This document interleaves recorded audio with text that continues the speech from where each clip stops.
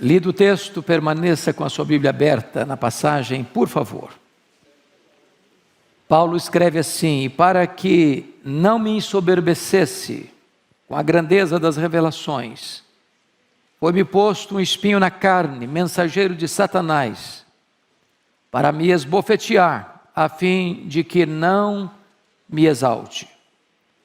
Por causa disto, 3 vezes pedi ao Senhor que o afastasse de mim. Então ele me disse: a minha graça te basta, porque o poder se aperfeiçoa na fraqueza. De boa vontade, pois, mais me gloriarei nas fraquezas, para que sobre mim repouse o poder de Cristo.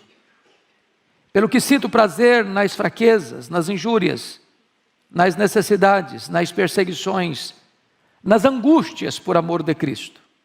Porque quando sou fraco, então é que sou forte. Amém? Vou falar sobre glória e sofrimento. Glória e sofrimento. Bom, é sabido de todos que a segunda carta de Paulo aos Coríntios é a sua carta mais pessoal. É a carta onde Paulo mais abre o coração para relatar os sofrimentos que passou ao longo do seu ministério. Vocês podem conferir isso comigo. No capítulo 2, verso 4, ele confessa isso. Quando diz assim: porque no meio de muitos sofrimentos e angústias de coração vos escrevi, com muitas lágrimas, não para que ficasseis entristecidos, mas para que conhecesseis o amor que vos consagro em grande medida. Ele vai dizer no capítulo 1, versículo 8 o seguinte: porque não queremos, irmãos, que ignoreis a natureza da tribulação que nos sobreveio na Ásia, porque foi acima das nossas forças, a ponto de desesperarmos até da própria vida. Então, se você está passando esse tipo de angústia, se você já está sofrendo a ponto de achar: meu Deus, eu não estou aguentando mais, parece que eu vou sucumbir, parece que eu vou naufragar, é maior que minhas forças. Entenda que Paulo estava lidando com isso também. Mas esta carta foi escrita não só para abrir o coração e falar do seu sofrimento, mas esta carta é uma espécie de tratado de autodefesa. Não só a defesa do Evangelho, mas defesa do seu apostolado. Porque depois que Paulo saiu de Corinto, e ele ficou lá 1 ano e 6 meses, aquela capital da Acaia, plantando a igreja. Aquela igreja foi a igreja que mais Paulo amou, mas foi a igreja que mais fez Paulo sofrer. A ponto de algumas pessoas ali acharem que Paulo era um impostor. Quando Paulo foi pastor da igreja, a igreja não pagou o salário de Paulo. Foi preciso que irmãos pobres da Macedônia sustentassem Paulo em Corinto, para Paulo ser pastor da igreja de Corinto. E depois que Paulo saiu, chegaram os falsos apóstolos, com a sua empáfia, com a sua arrogância, com as suas falsas credenciais, dizendo para a igreja de Corinto que Paulo não era um verdadeiro apóstolo, que Paulo não tinha credenciais, que Paulo não tinha as experiências místicas, estáticas, arrebatadoras que precisava ter para ser um verdadeiro apóstolo. Então Paulo, nesta carta, ele vai fazer uma espécie de defesa do Evangelho e defesa do seu apostolado, e eu peço que você observe comigo. Veja aí capítulo 11, versos 4 a 6. Olha o argumento dele. Se na verdade, vindo alguém, prega outro Jesus que não temos pregado, ou se aceitais espírito diferente que não tendes recebido, ou evangelho diferente que não tendes abraçado, a esse de boa mente o tolerais, porque supõe nada ter sido inferior a esses tais apóstolos. Então o que Paulo está dizendo? É que a igreja de Corinto, que não dera acolhida a ele, como deveria ter dado, enquanto lá esteve, agora está acolhendo, com portas abertas, com coração franqueado, os falsos apóstolos, que enaltecem a si mesmos. Veja comigo, no capítulo 10, no versículo 17, e 18, o que ele diz? Aquele, porém, que se glorie, glorie-se no Senhor, porque não é aprovado quem a si mesmo se louva, e sim aquele a quem o Senhor louva. Notinha de rodapé. Não fica bem você elogiar você mesmo. Então, que seja outro que elogie você. Os falsos apóstolos estavam se auto-elogiando. E Paulo diz, eles estão na contramão, até do bom senso. Mas tem mais, olha comigo aí, por gentileza, o capítulo de número 11, versos 18 a 20. O que ele vai dizer? E posto que muitos se gloriam segundo a carne, também eu me gloriarei. Porque sendo vós sensatos, de boa mente, tolerais os insensatos. Ele está usando uma linguagem irônica. Tolerais quem vos escravize, quem vos devore, quem vos detenha, quem se exalte, quem vos esbofeteie no rosto. Ele está fazendo uma crítica aos falsos apóstolos e uma crítica à igreja. Porque os falsos apóstolos se elogiavam, se enalteciam. E a igreja está sendo explorada por esses falsos apóstolos. Eles não estavam atrás do povo, estavam atrás do dinheiro do povo. Queriam explorar o povo, queriam usurpar o povo. E a igreja dando espaço para essa gente. Mas tem mais. Olha aí comigo, capítulo 11, versículo 30.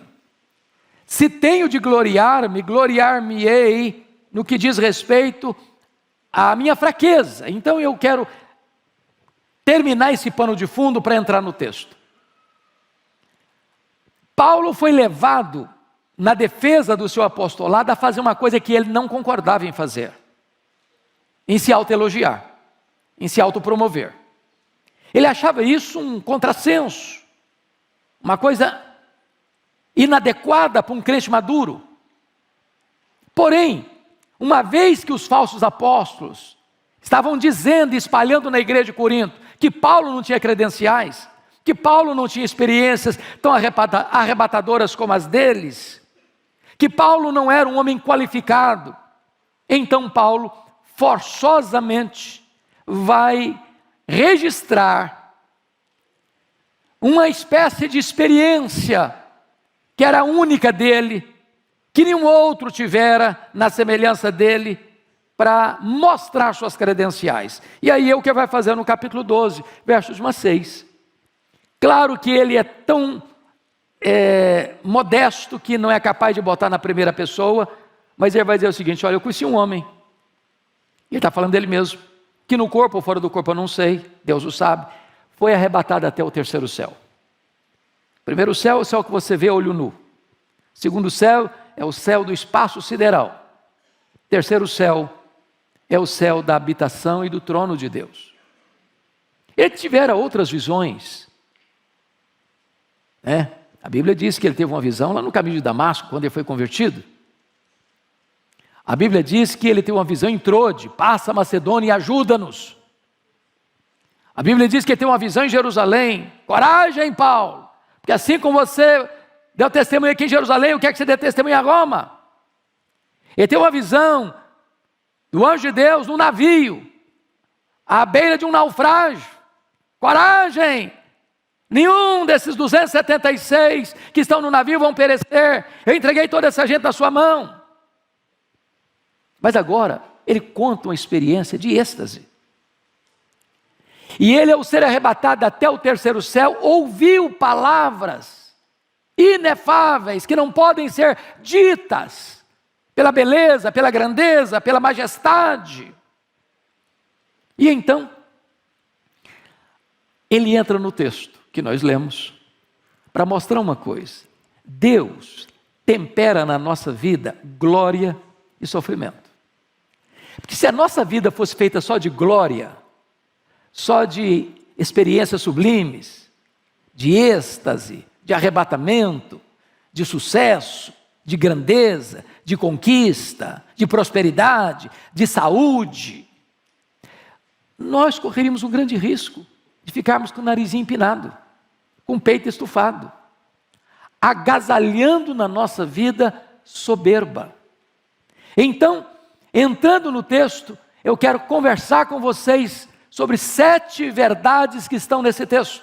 A primeira delas, está aí no versículo 7, parte A. E para que não me ensoberbecesse com a grandeza das revelações.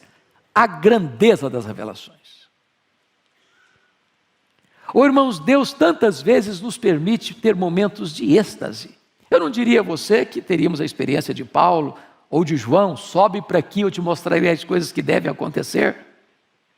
Mas Deus nos dá experiências tão incríveis, de comunhão com Ele, de intimidade com Ele, daquele gozo inefável, daquela alegria indizível e cheia de glória, daquela percepção da beleza de Cristo, da glória de Cristo, aquela compreensão da riqueza das verdades eternas, do céu, da bem-aventurança eterna. Quantas experiências maravilhosas, quantas noites em que os céus se abriram e a luz celestial inundou a sua alma, quantas visitações poderosas do Espírito Santo na sua vida, na minha vida, na nossa vida. Nós temos isso. Paulo teve isso, a grandeza das revelações. É claro que ele está tratando aqui daquela experiência de ser arrebatado ao terceiro céu, de ouvir palavras inefáveis, de ter as verdadeiras credenciais do seu apostolado. Mas aí, notem comigo, vem o segundo ponto, que é o doloroso espinho na carne. Confira comigo a parte B do verso 7. E para que não me ensoberbecesse com a grandeza das revelações, foi-me posto um espinho na carne. Preste atenção nessa expressão, espinho na carne. A pergunta primeira é, de onde procede o espinho na carne de Paulo? E a resposta óbvia é, procede de Deus. E você diz, mas Deus não é bom? Ele é bom. Mas o espinho na carne não nos faz sofrer? Faz. Mas então, se Deus é bom e Ele é, e se o espinho na carne nos faz sofrer, por que Deus permite o espinho na carne? Por que um crente sofre? Por que um crente pega Covid? Por que um crente é entubado? Por que um crente fica numa cama anos? Por que um crente perde emprego? Por que um crente sofre um revés na vida financeira? Porque um crente enfrenta angústias na alma, ou tribulações tais, ou perseguições tais, a ponto de desesperar-se da própria vida. E a resposta está clara, para que eu não me ensoberbecesse. Deus tempera glória e sofrimento. Bom, a segunda pergunta é, o que é esse espinho na carne de Paulo? Aqui não há um consenso. Esta palavra espinho só aparece aqui em todo o Novo Testamento. E a palavra é uma estaca que entra, rasga a carne e produz sofrimento. Não houve consenso na história da igreja sobre isso. Para Calvino, o espinho na carne eram as angústias espirituais de Paulo. Para Lutero, eram as perseguições sofridas.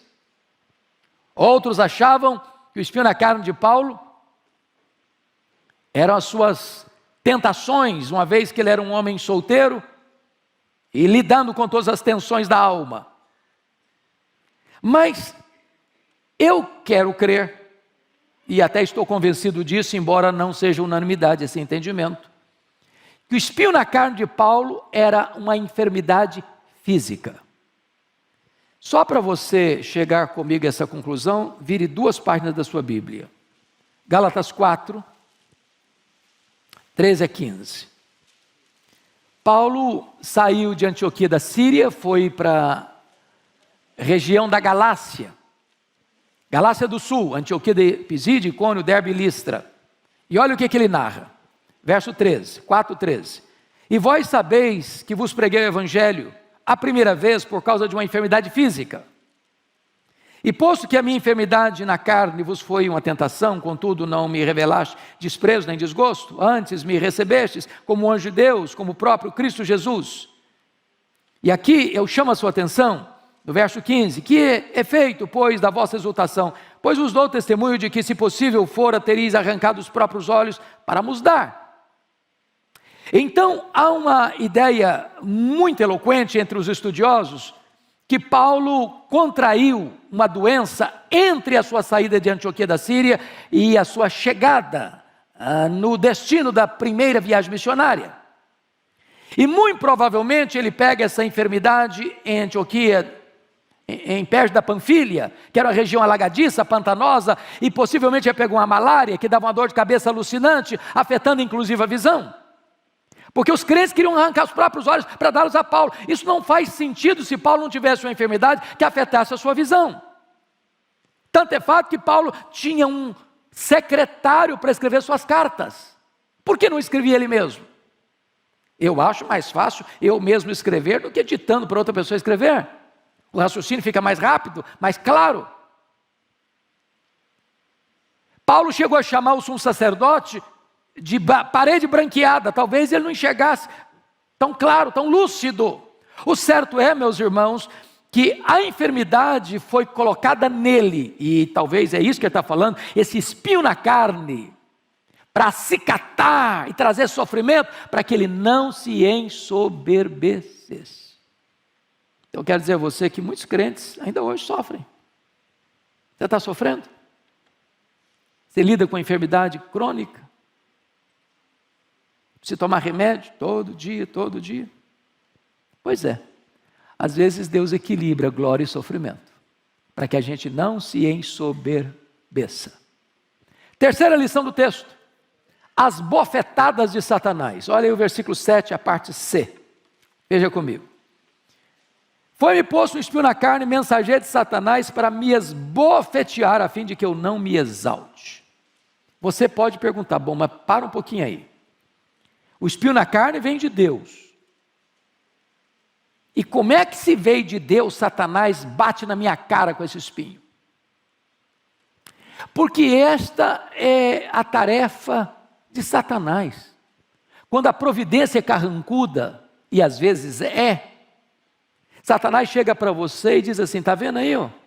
Você não é crente? Você não anda com Deus? Você não é fiel a Deus? Você não faz as coisas direitinho? Você não obedece os preceitos de Deus? Está sofrendo, está passando por essa magrela, está passando por essa dificuldade.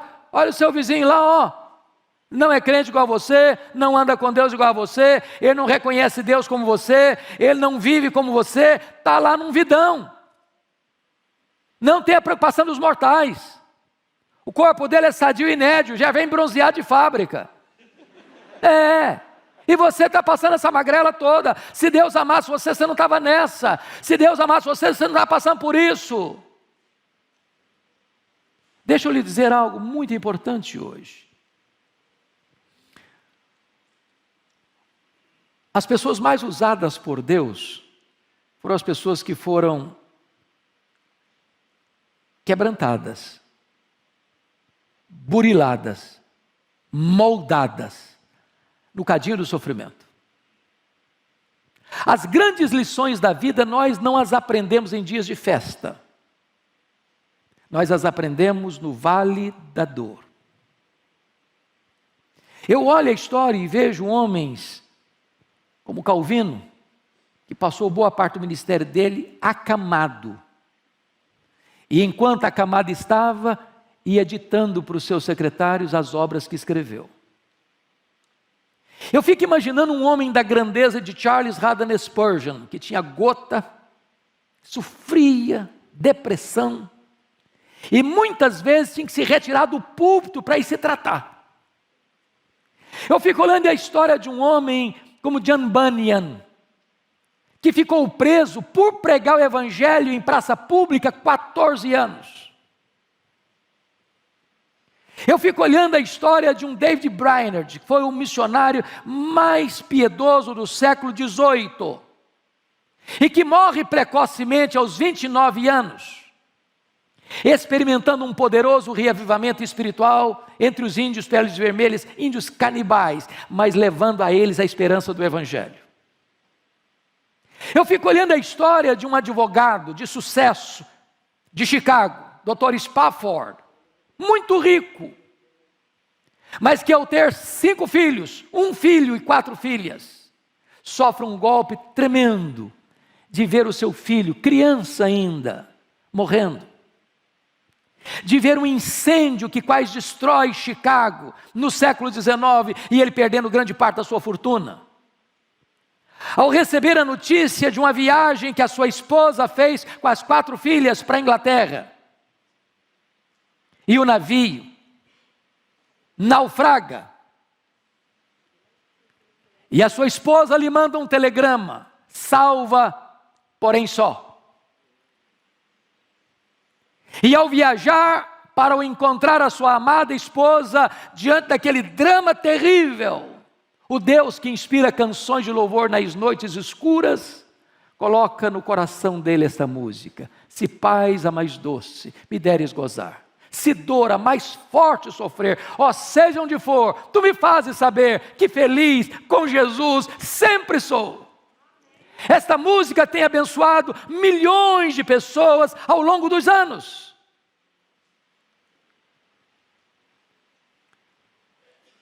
Se Deus está permitindo você passar por um espinho na carne, e se Satanás está batendo no seu rosto com esse sofrimento, entenda uma coisa: o seu sofrimento vai ser uma fonte de consolo para muita gente. Porque é Deus quem nos consola em toda a nossa angústia, para consolarmos outros que estiverem passando pelas mesmas angústias com que nós fomos consolados por Deus. Mas em quarto lugar, a quarta lição do texto: as orações indeferidas ou não atendidas. Olha comigo o versículo 8. Por causa disso, 3 vezes pedi ao Senhor que o afastasse de mim. Notem comigo, irmãos, Paulo era um homem de oração. Paulo era um homem que orava até por gente que ele nunca tinha visto. Paulo orava incessantemente.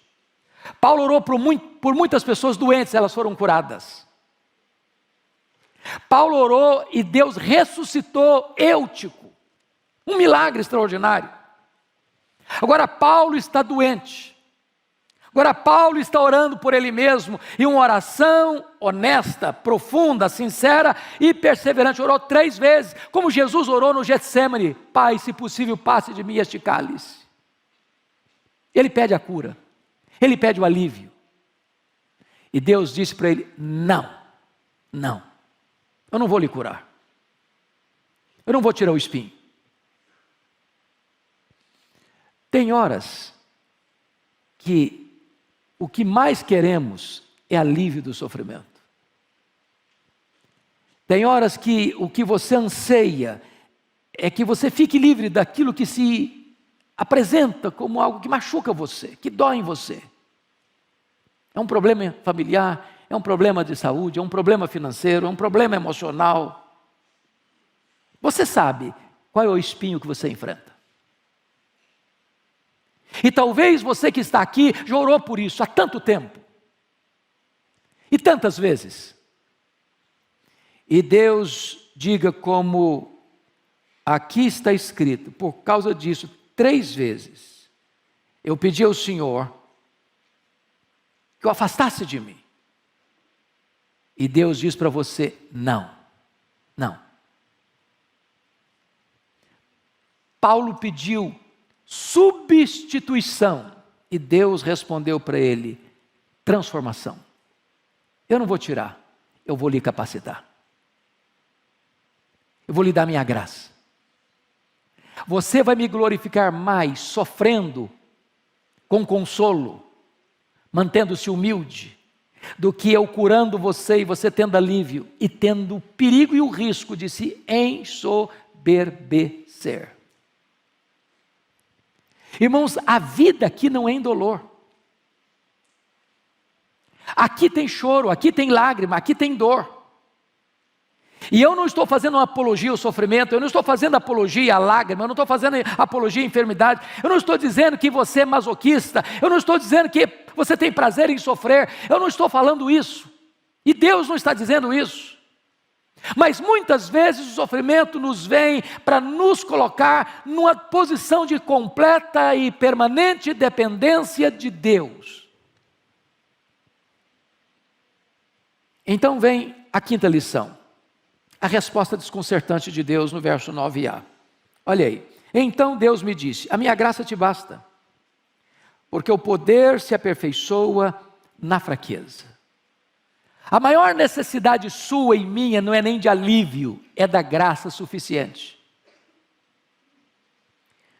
Tiago, no capítulo 1 da sua carta, no versículo 2, ele diz assim: meus irmãos, tende por motivo de toda alegria, preste atenção nisso, motivo de toda alegria, o passardes por várias provações.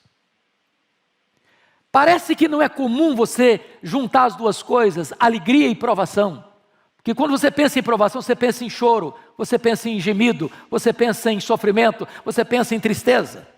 Agora Tiago está nos confrontando com essa verdade, dizendo: meus irmãos, tende por motivo de toda alegria o passardes por várias, não é por uma não, vem em pencas, todas as provações. E ele fala da palavra várias, a palavra várias no grego é a palavra poikilos, de onde vem a nossa palavra portuguesa policromático, de diversas cores. Tem provas leves, tem provas médias, tem provas pesadas. Tem prova que tem a cor de rosinha, igual esmalte de noiva. Tem provação que vem com rosa-choque. Tem provação que vem com cinzento, bem firme. Tem provação que é tenebrosa. Tem provação que você passa por ela de nave espacial. Tem outra que você passa de carro de corrida. Tem outra que você passa andando. Tem outra que você passa engatinhando. Mas sabe o que a Bíblia diz? Que para cada cor de prova que você enfrenta, existe a multiforme graça de Deus. E a palavra multiforme é a mesma palavra poiquilo. Sabe o que a Bíblia está dizendo? Para cada cor de prova que você enfrenta, existe uma cor de graça suficiente para sustentar você. Deus nunca vai deixar você sozinho, Deus nunca vai deixar você desamparado, Deus nunca vai largar você no meio do caminho, Ele vai sustentar você. A minha graça te basta, Paulo, o meu poder se aperfeiçoa na fraqueza.